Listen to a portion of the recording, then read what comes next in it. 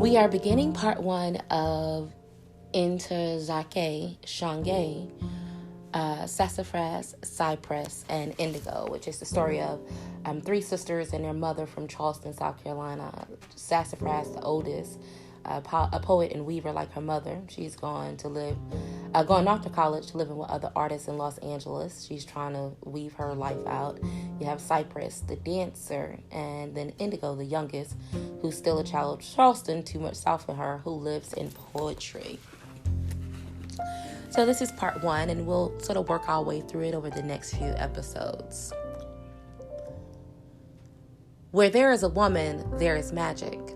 If there is a moon falling from her mouth, she is a woman who knows her magic, who can share or not share her powers. A woman with a moon falling from her mouth, roses between her legs, and tiaras of Spanish moss, this woman is a consort of the spirits. Indigo seldom spoke. There was a moon in her mouth. Having a moon in her mouth kept her laughing. Whenever her mother tried to pull the moss off her head or clip the roses round her thighs, Indigo was laughing. "Mama, if you'll pull them off, they'll just grow back. It's my blood. I got earth blood filled up with the geechees long gone in the sea." Sitting among her dolls, Indigo looked quite mad. As a child, she stuffed socks with red beans, raw rice, sawdust, or palm leaves. Tied ribbons made necks so they could have heads and torsos. Then eyes from carefully chosen buttons or threads. Hair from yarn specially dyed by her sisters and her mama. Dresses of the finest silk patches, linen shoes, and cotton underskirts, satin mitts or gloves embroidered with the delight of a child's hand. These creatures were still her companions, keeping pace with her changes, her moods and dreams as no one else could. Indigo heard them talking to her in her sleep. Sometimes when someone else was talking, Indigo excused herself. Her dolls were calling for her. There was so much to do. Black people needed so many things. That's why Indigo didn't tell her mama what all she discussed with her friends. It had nothing to do with Jesus, nothing at all. Even her mama knew that. And she would shake her head the way folks do when they hear bad news, murmuring, "Something's got hold to my child. I swear, she's got too much South in her." The South in her. The land and salt winds moved her through Charleston streets as if she were a mobile sapling with the gait of a well-loved colored woman whose lover was on the horizon in any direction. Indigo imagined tough winding branches growing from her braids, deep green leaves rustling by her ears, doves and macaws flirting above the nest they fashioned in the secret, protected niches way high up in her headdress. When she wore this Carolinian costume, she knew the cobblestone streets were really polished oyster shells, covered with pine needles and cotton flowers. She made herself, her world, from all that she came from. She looked around her at the wharf. If there was nobody there but white folks, she made them black folks.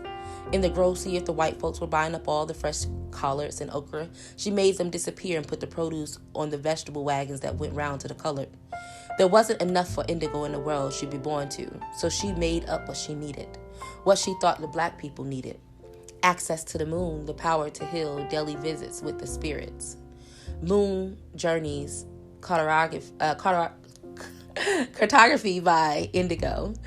Find an oval stone that's very smooth. Wash it in rose water 2 times.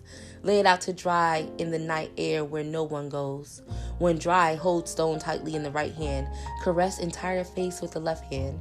Repeat the same action with the stone in the left hand. Without halting the movement, clasp left stone-filled hand with the right. Walk to a tree that houses a spirit friend. Sit under the tree facing the direction of your mother's birthplace. Hold your hands between your bosom tight. Take 5 quick breaths and 3 slow ones. Close your eyes. You're on your way. Alternative modes of moon journeys. In a thoroughly clean bathroom with the window open, burn magnolia incense, preferably, but cinnamon will do. In a handkerchief handled by some other woman in your family, the further back the better, put chamomile, an undamaged birthwort leaf, and lady's fern. Tie this with a ribbon from your own hair. Kiss the sachet 3 times. Drop it gently in a tub of warm water that will cover all your body. Place 2 white burning candles at either end of the tub. Float 1 fully open flower in the water. Get in the tub while tickling the water in circles with the petals of the flower. Lie in the tub with flower over your heart. Close your eyes. You are on your way. Not all black people wanted to go to the moon, but some did. Aunt Haiti had gone to the moon a lot. She had told Indigo about the marvelous parties there were in the very spots where white people put flags and jumped up and down erratically. They never did learn how to dance. Been around black folks all these years and still don't have sense enough to keep in rhythm. But there they were walking on the moon like nothing ever went on up there. Like women didn't sidle up to lunar hills every month. Like seas and minces could be held back by a rocket launcher. Like the color might disappear with the light of the moon. We ain't going anywhere, are we? Indigo sat some of the dolls on the inside of her thigh. Her very favorite, she sat in her lap. Indigo had made every kind of friend she wanted. African dolls filled with cotton root bark so they'd have no more slave children. Jamaican dolls in red turbans, bodies formed with comfrey leaves because they had to work on Caribbean and American plantations and their bodies must ache and be sore. Then there were the mammy dolls that Indigo labored over for months.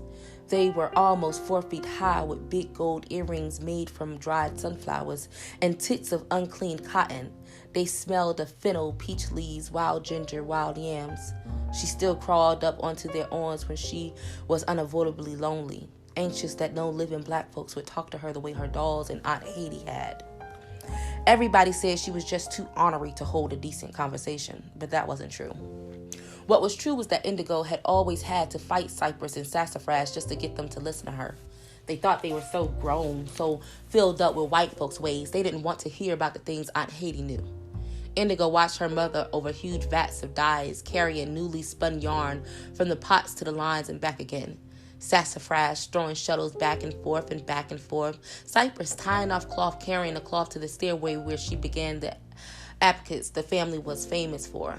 There was too much back and forth going on for anybody to engage little Indigo in conversations about the haints and the colored. If the rhythm was interrupted, Sassafrass would just stare at the loom. Cypress would just look at her work and not know where to start or what gauge her stitches were. Mama would burn herself with some peculiarly tinted boiling water. Everybody would be mad and not working, so Indigo was sent to talk to her dolls. All the dolls in the house became hers, and the world Sassafrass wandered in her weaving, and those Cypress conjured through her body were lost to Indigo, who handled three-way conversations with her cloth companions all alone. A girl child with her dolls is unlikely to arouse attention anywhere, same as little boys with footballs or Davy Crockett hats. So Indigo would sneak from place to place she'd been, put the corridor back around the porch, and take her friends out visiting. Old ladies loved for Indigo and company to pass by. They would give her some homemade butter cookies or gingerbread. They offered teas and chocolates as well as scriptures and the legends of their lives. Indigo only had colored dolls and only visit colored ladies. She didn't like Miss Ficca, who fawned over Cypress and Sassafrass like they were most white. No, Miss Yancey with the low secret voice and 17 million hundred braids was Indigo's friend. And Sister Mary Louise, who kept a garden of rose bushes and herbs, was Indigo's cut buddy down to the Colored Methodist Episcopal Church. Streets in Charleston wind the way old ladies' fingers crochet as they unravel the memories of their girlhoods. One thing about a Charlestonian female is her way with little things. The delicacy of her manner, the force of ritual in her daily undertakings. So what is most ordinary is made extraordinary. What is hard seems simple. Indigo listened to their tales, the short and long ones, with a mind to make herself a doll whose story that was or who could have helped out. When her father died, Indigo had decided it was the spirit of things that mattered. The humans come and go. Aunt Haiti said spirits couldn't be gone or the planet would fall apart. The South in her. Rumor was that Miss Yancey had a way with white folks. They couldn't deny her anything. That's what folks said. That she must honey up to them, leastways smile a lot.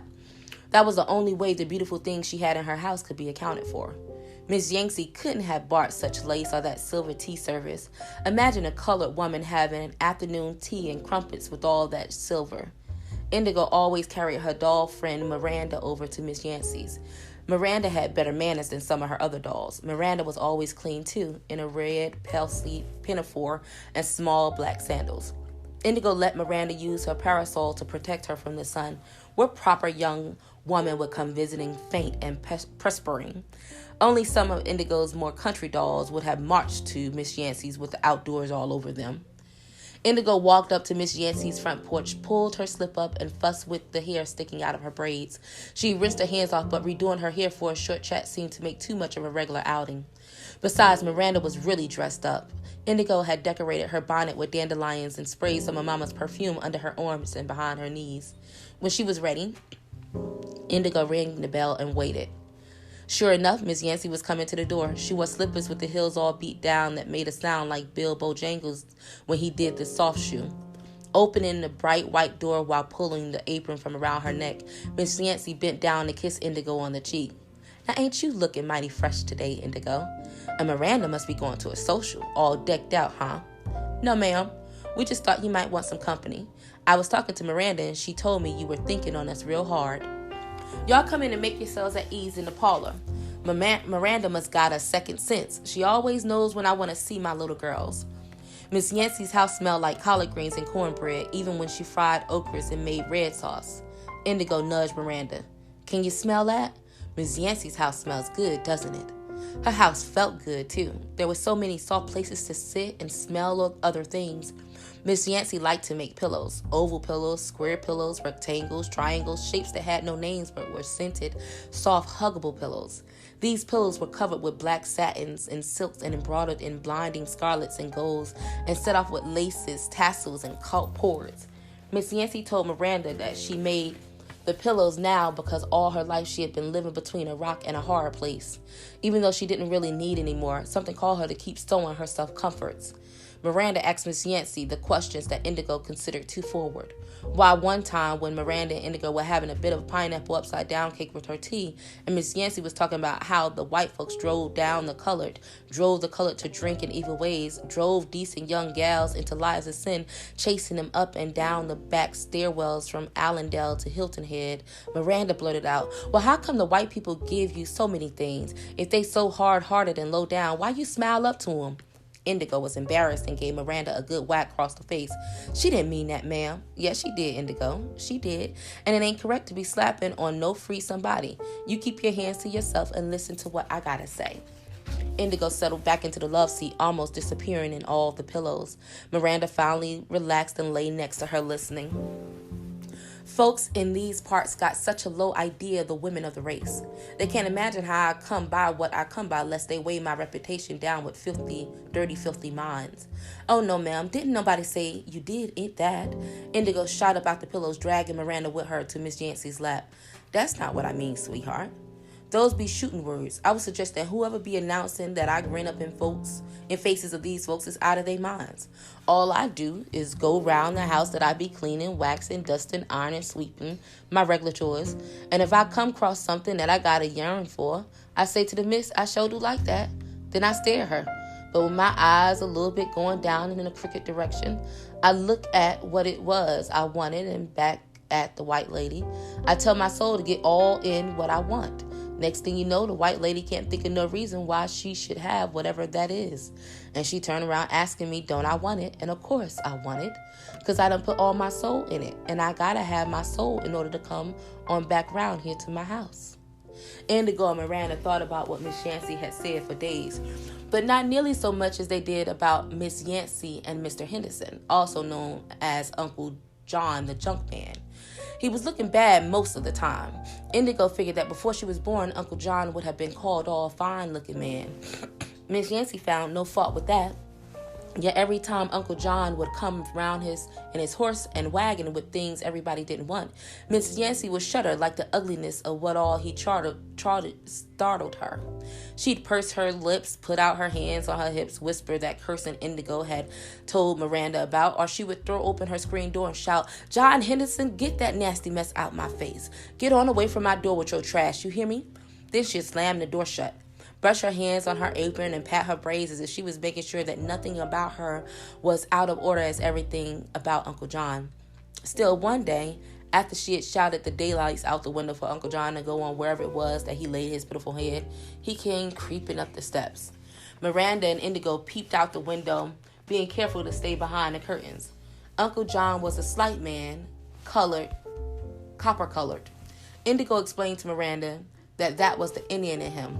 He had a sly look like the eyes of the boys who came tearing after Cypress after school. giggling eyes, and a mouth fitting a proud man. Miss Yancey looked more like Sister Mary Louise to Indigo. Here she was, prancing around, twitching, putting her hair this way and that because Uncle John was at the door. That didn't make no sense. No sense at all. Uncle John had to push the bell 3 times. Finally, Miss Yancey slowly opened the wood door, leaving the screen door quite shut. "Well, John Henderson, what are you doing on my front porch looking how you look?" She was right. Uncle John was a mite unkempt. White fuzzies curled from his ear beneath his chin. His jacket was fraying at the lapels, and his shoes were covered with dirt. Miss Yancey hoped it was dirt anyway. Uncle John, on the other hand, didn't pay no mind to Miss Yancey. He just stood looking at her with those giggling eyes and said, "I've been passing by here more frequent than I used to, ma'am. I'm not a young man no more, and I've been thinking how you collect nice things just like I do, and how you still too smart to stay off by yourself all the time. I'm fixing to come calling in the nigh future if you don't mind. John Henderson, you don't even have a place to live. You don't take baths or shades, and you think you're going to grace my house with your I don't care about nothing self? You don't even have a place to live. I'll just pass round dinner time, aight?" That's all he said, though he was grinning even as he patted his horse, Yoki. He must have been saying sweet things because Yoki neighed, seemed to blush, and then they were gone. Miranda had not said much about Miss Yancey and Uncle John, but Indigo figured that the way Miss Yancey carried on after he left, that she set more store about him than she let on. That's why Indigo stole out of her mother's house quickly after their dinner of okra, rice, and ham hocks to see if Uncle John really came back like he said he would. She carried Marie Helene with her along with Miranda because Marie Helene was so frail that she didn't get out much. Indigo was really glad both her doll friends were with her. Otherwise, she never had believed what she saw. Uncle John was there all right, going up Miss Yancey's walk like he would have to, but he was in a tuxedo and top hat. The spats on his shoes gleamed in the lavender sky. He kept his pace up and looked at his back straight with the help of an ebony cane with a gold handle. Plus, when Miss Yancey came to the door, her hair wasn't in braids. It was all over the place like those women in the pictures of over bars, the mermaids covering their privates with their hair flowing like seaweed everywhere. She wasn't wearing her slippers either. She had on high heels and a pale blue dress chiseled onto her form like white on rice. Miss Yancey took Uncle John's arm. They virtually floated off the porch down the walk to the corner. Indigo kept hearing Miss Yancey say, "Uncle John, you don't even have a place to live." Everybody knew Uncle John lived in his wagon, but nobody had ever seen what Indigo saw. Uncle John went over to his wagon, pulled out a fine, easy chair, and set it by the curb, then motioned for Miss Yancey to have a seat. Next thing Indigo knew, he had spread a Persian rug in the middle of the street, set a formal table, pulled out a wine bucket, and started dinner on the stove at the back of his wagon. Yoki was all dressed up with flowers woven through her mane and violet feathers tied on her hooves. Uncle John put candles on the table and pinned a corsage to Miss Yancey's dress.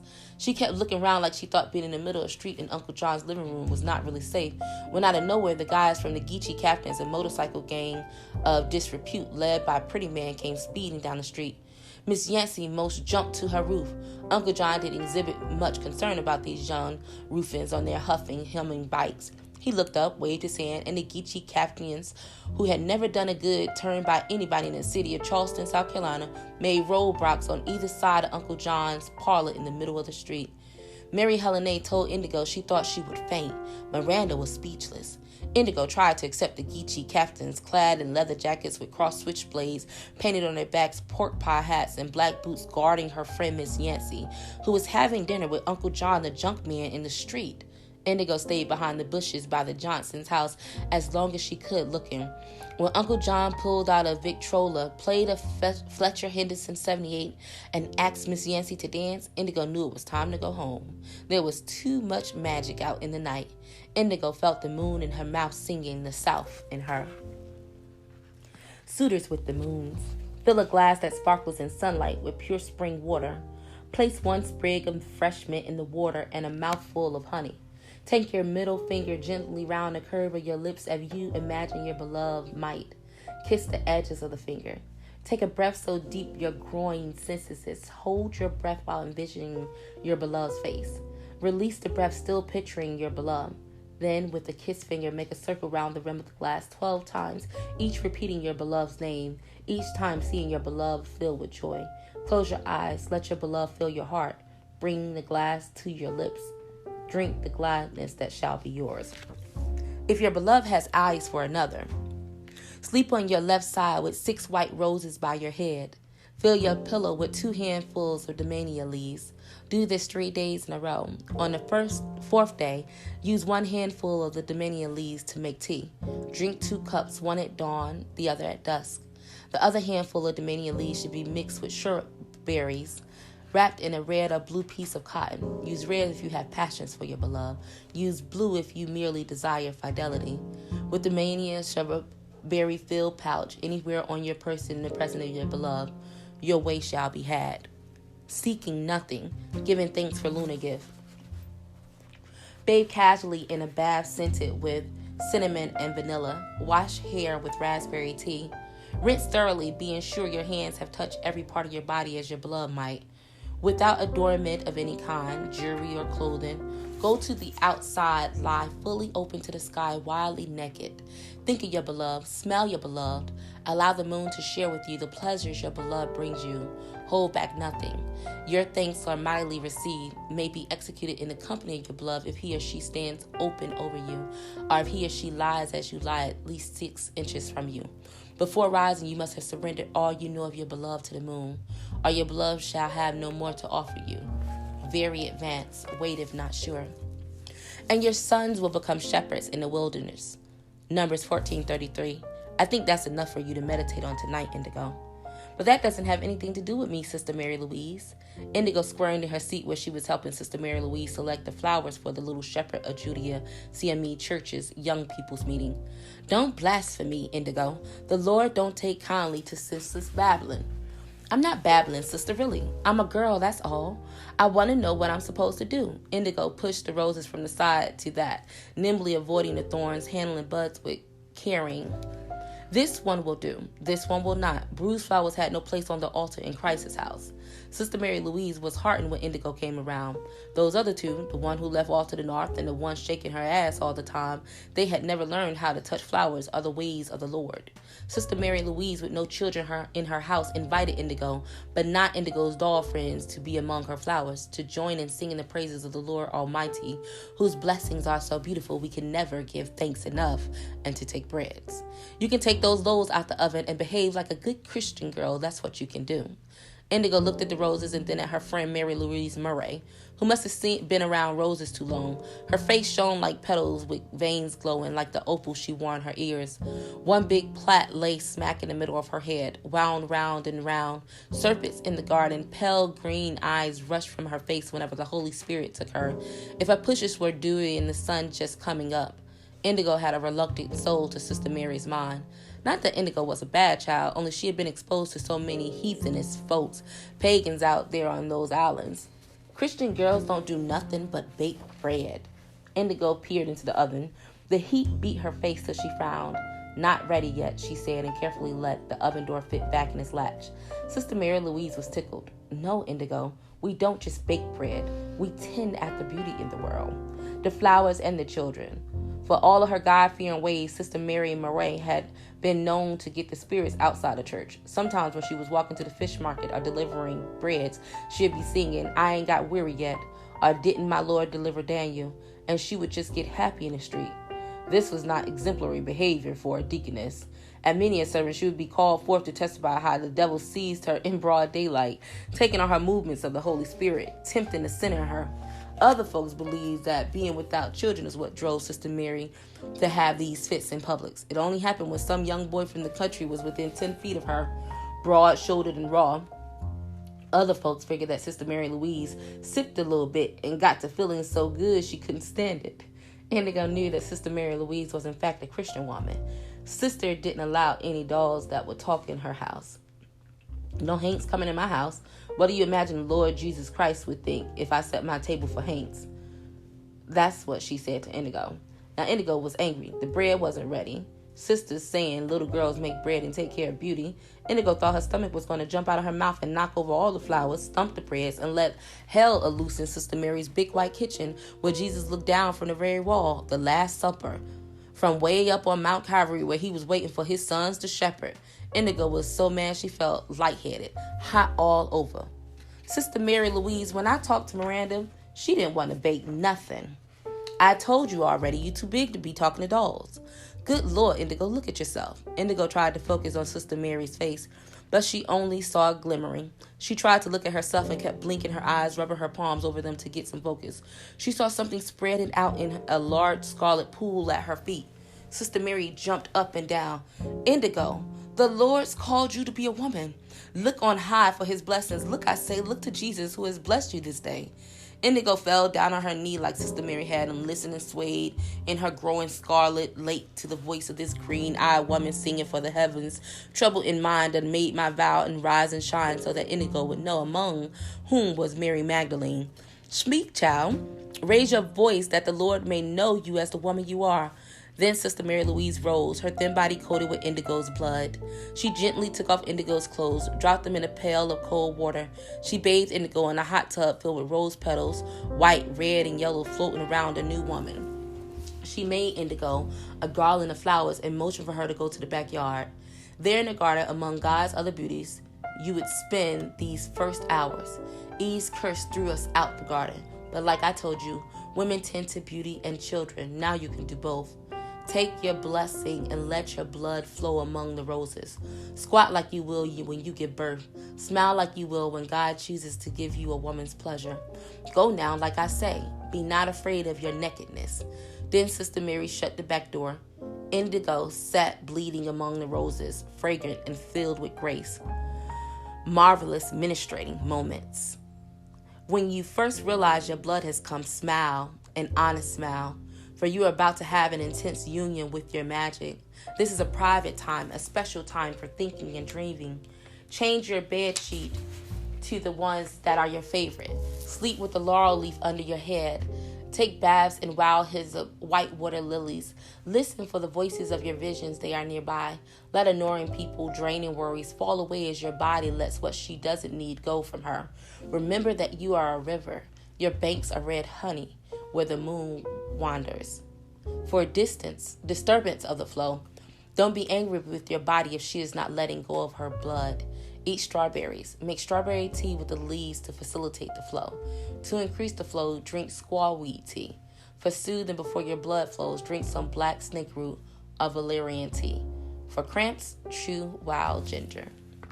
All right, we're going to stop here for now. And again, we're reading Sassafrass, Cypress, and Indigo.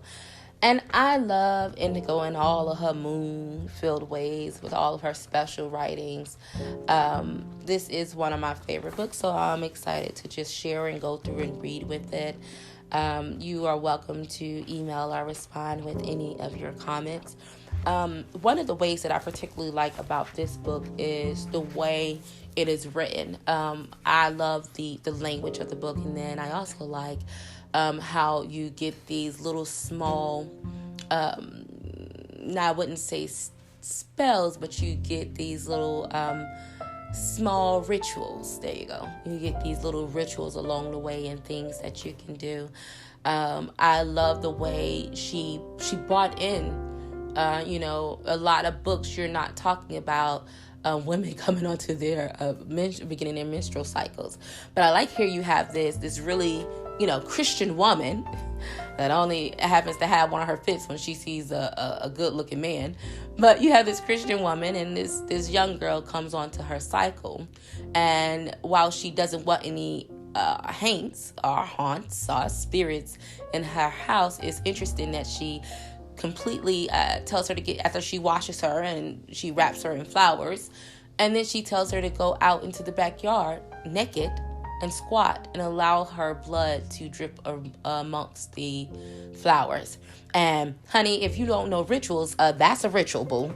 And it's funny, right now we have this whole big thing where we're, a lot of people are talking about spirits and rituals and the burning of sage and smudging and all these other things, and then Christianity. I find that to be really interesting because, if you know the Bible, you know that the Bible, it's full of miracles and wonders and supernatural entities and things happening. So I find it really interesting when people become so religious. that they begin to judge the practices and traditions of others. As for me, I'm not a religious person at all. I'm a very spiritual person.